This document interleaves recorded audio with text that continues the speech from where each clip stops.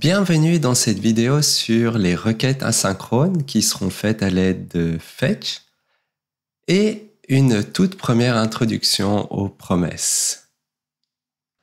Pour apprendre à utiliser la méthode Fetch offerte par tous les browsers modernes pour faire des requêtes vers des web services, nous allons réellement partir d'un cas concret, celui de notre site pour la pizzeria. Jusqu'à maintenant, le site de notre pizzeria, il offre le menu de la pizza, mais à partir d'un tableau qui est hard-codé dans la homepage du site. Dans la première partie du cours sur les RESTful API, on a vu comment générer, créer, développer l'API pour offrir toutes les opérations sur des pizzas. Opérations de lecture, de création, de modification, effacer, etc.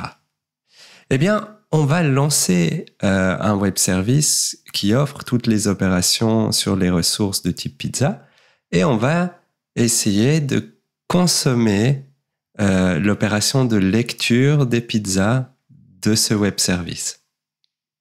Alors, si on reprend le répertoire des démos du cours, on a par exemple FatModel qui offre toutes les opérations sur des pizzas.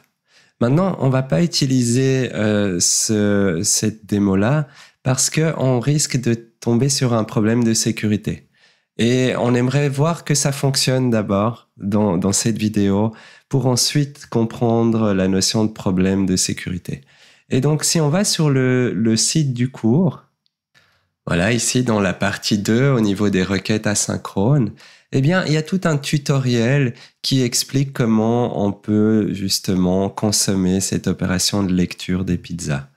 Et tout à la fin de ce tutoriel, on a la possibilité ici de récupérer une API qui va faire en sorte de ne pas avoir de problème de sécurité. Et donc, j'ai téléchargé ce fichier, cette archive, et j'ai mis décompressé cette archive ici dans mon dossier API. Ça, c'est l'API JSON Server, qui offre donc une petite API qui permet d'offrir des opérations sur des pizzas. npm i pour installer les packages, ça j'ai déjà fait, et npm start pour démarrer l'API. Voilà. Et donc, on voit qu'il y a quelque chose qui tourne sur le port 3000 pour offrir des opérations sur des pizzas. Regardons si on a bien l'opération de lecture. Je peux copier ça. Ou simplement cliquer dessus.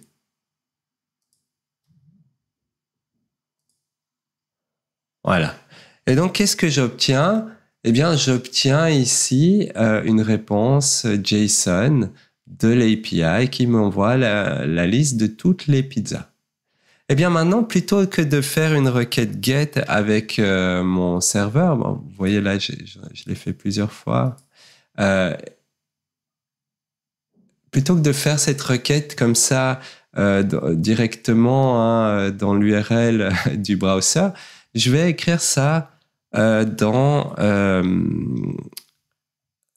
un script JS et je vais faire en sorte de générer une table sur base de cette réponse.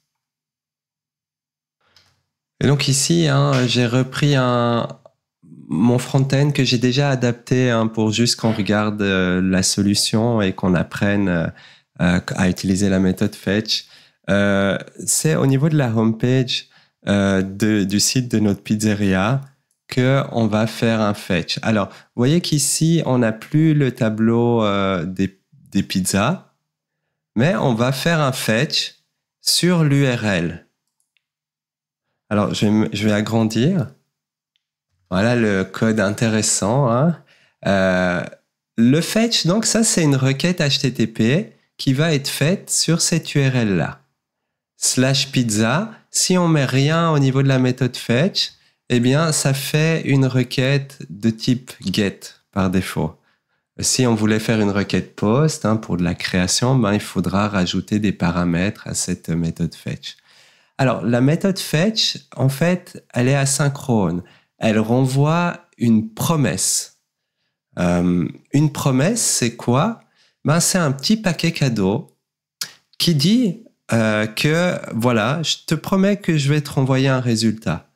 Et en fait, tant qu'il n'y a pas de résultat, eh ben, cet objet, cette promesse qui est renvoyée par fetch, elle peut être dans 3 états. Soit en attente, et donc on attend le résultat, et en fait le code, il continue direct ici. Donc on fait le fetch, on démarre la méthode asynchrone, on reçoit un objet avec une promesse de résultat, et on passe direct à la ligne, avant même d'avoir la réponse ici.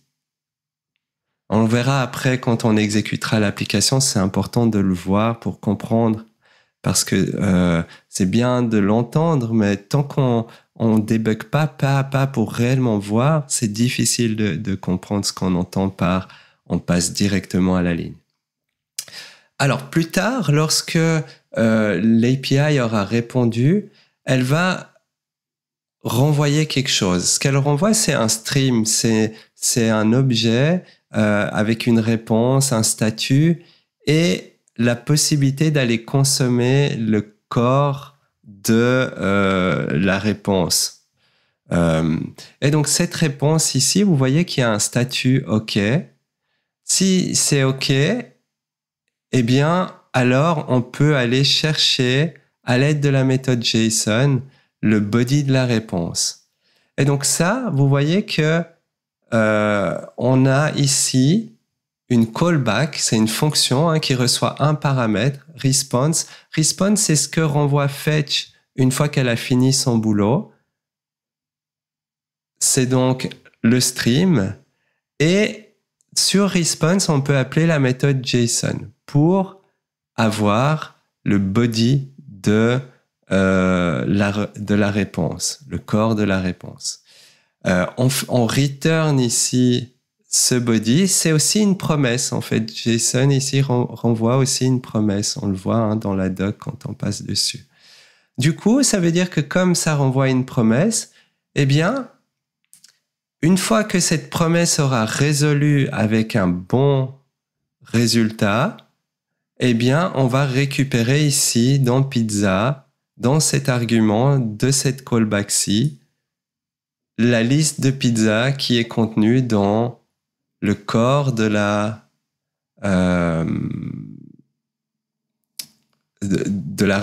réponse à la requête.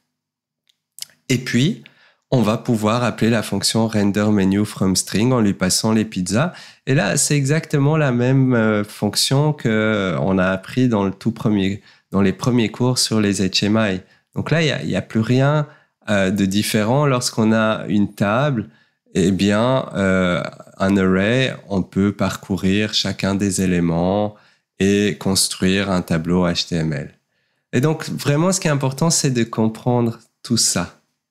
Alors, à n'importe quel moment, lors du fetch ou lors de la response.json ici, s'il y a un pépin, un problème, eh bien, la promesse va résoudre vers une erreur. Et ça va être attrapé par le catch ici. Et ce catch-ci va permettre d'afficher dans la console le message d'erreur. On pourrait faire d'autres actions, mais voilà, c'est cette action qu'on a choisi de faire. Alors, on va exécuter ça pour voir déjà si ça marche. Et puis après, on va aller pas à pas pour bien comprendre le code. Alors, npm start pour démarrer le programme. Et donc, voilà, ça marche. Vous voyez qu'on a bien le menu des pizzas ici qui est affiché. Et ça, c'est suite à la consommation d'une API.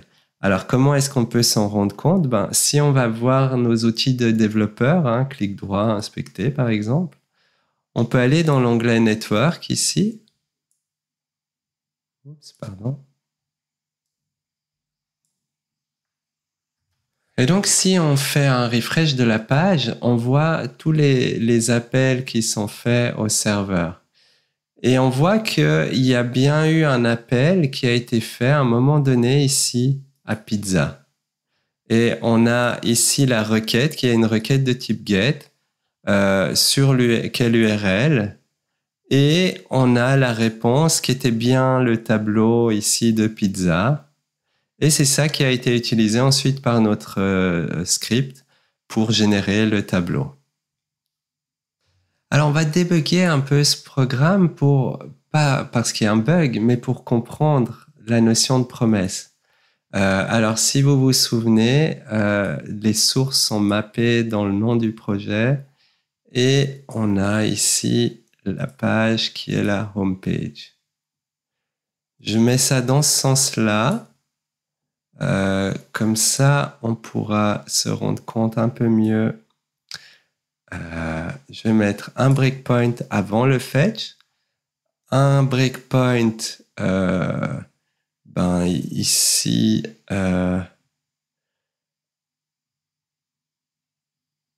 dans index.html, j'ai envie d'aussi mettre des breakpoints. Donc le footer, le routeur, voilà. C'est le routeur qui va s'occuper normalement de charger notre page. Et puis, je vais aussi mettre quelques breakpoints au niveau à l'intérieur des callbacks pour voir quand est-ce qu'on y passe et si on passe par l'erreur. Voilà. Alors, regardons ce qui se passe pas à pas. Un refresh. On voit que voilà, le header a déjà été rendu. La navbar aussi sont là. Et maintenant, on va rentrer dans le routeur. Le routeur, c'est lui qui va faire appel normalement à notre homepage. On peut faire ici un step into si on veut rentrer dans la fonction du routeur. Parfois, voilà, on voit qu'on n'a pas encore lancé quelque chose en plus. Step over, voilà. Et j'appuie sur ici resume pour aller au prochain breakpoint. Voilà. Alors là, c'est notre homepage qui a été appelée par le biais de suite à l'event. Il y a eu l'événement de chargement. Toute la page a été chargée. Donc, le routeur lance la fonction qui correspond à slash et donc lance la homepage. On arrive au niveau du fetch. On a déjà tout ça qui est déjà bien lancé. Alors, est-ce que on fait ici un step over? Vous voyez que il a lancé le fetch et directement il est allé à la fin de la fonction homepage. Si je fais step over, voilà, je peux aller maintenant au prochain breakpoint. Eh bien, vous voyez que c'est que plus tard, quand il y a eu la réponse, que on va rentrer maintenant dans le den. Mais on était d'abord sorti de la homepage. Et maintenant, on a une réponse. Qu'est-ce qu'il y a dans la réponse? Il y a tout ça. Il y a un body, mais le body, il n'est pas...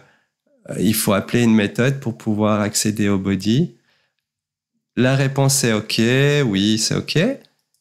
Et là, on return response.json. Où est-ce qu'on va après ça? Eh bien, regardons. Response.json, on sort aussi là de la fonction. C'est que quand response.json a terminé, que cette promesse-là a résolu vers des pizzas. Et donc là, il a bien reçu, vous voyez, toutes les pizzas. Et donc, on a un tableau de pizzas qui va pouvoir être utilisé par la fonction de render. Et du coup, si on fait step over, on voit que d'abord, on affiche le tableau, puis on va mettre des écouteurs d'événements là-dessus, puis on va faire un render des drinks. Voilà. Alors, incroyable, Je vais vous montrer une grosse erreur que souvent les personnes qui débutent en programmation asynchrone font. C'est la façon dont on chaîne les traitements, en fait. quand on fait en programmation asynchrone. Ici, vous voyez, on veut utiliser le fetch pour afficher le tableau des pizzas. Mais on pourrait se dire, bon, une fois que le fetch est fait, moi, j'aimerais lancer le render des drinks. Alors, qu'est-ce qu'il y a ici qui lui déplaît? Et donc voilà, je dis, après le fetch et la gestion du tableau, tu viens me faire ça. Tableau des pizzas d'abord, puis tableau des drinks. Bon, on va voir ce que ça donne. Hein. Je sauve.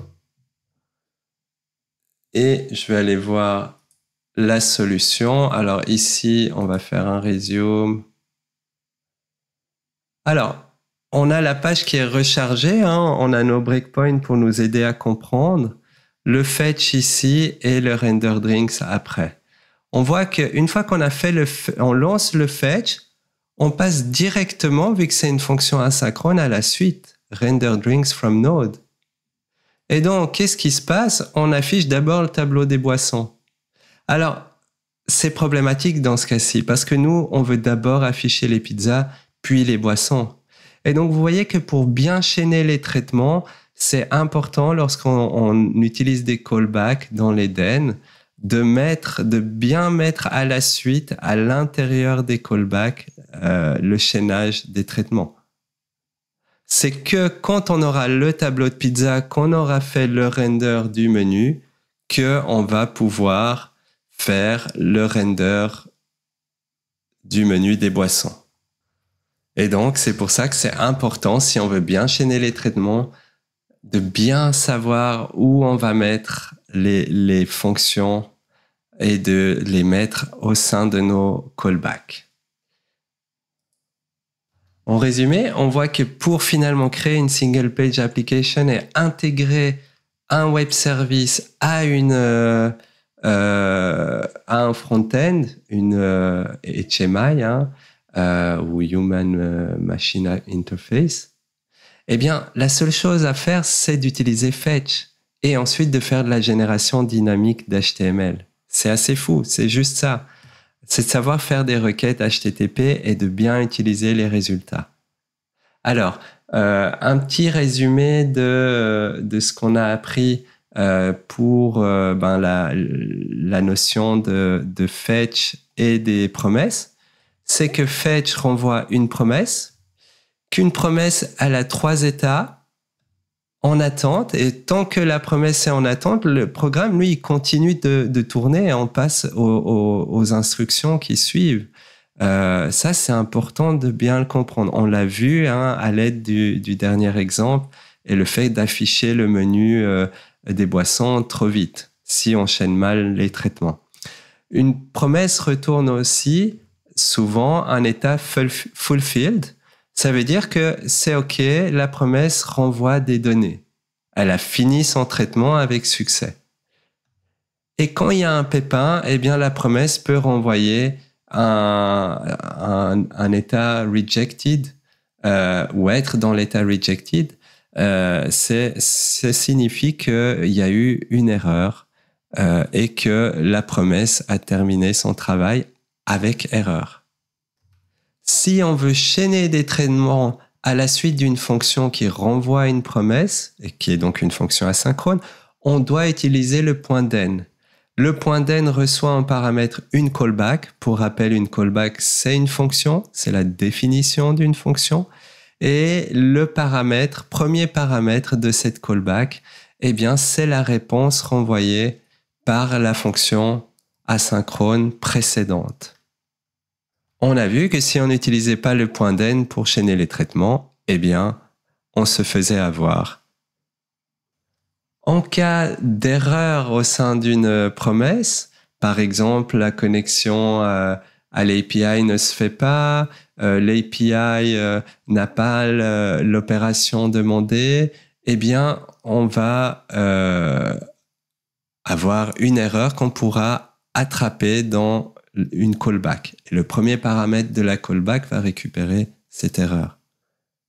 Ce qui nous permettra de faire ce qu'on veut, d'afficher un message d'erreur à l'utilisateur. Et on a aussi le point finally. sur les promesses qu'on n'a pas vu dans l'exemple, mais il est mis ici pour votre connaissance générale, c'est que quand on veut faire un traitement, quoi qu'il arrive, que la promesse est résolue vers fulfill ou rejected, c'est-à-dire si tout s'est bien passé et qu'on a reçu des données, ou si ça s'est mal passé et qu'on a reçu une erreur, dans tous les cas, on peut passer dans le corps dans la callback du finally. Voilà, c'est tout pour cette introduction aux promesses et à la méthode Fetch. À bientôt!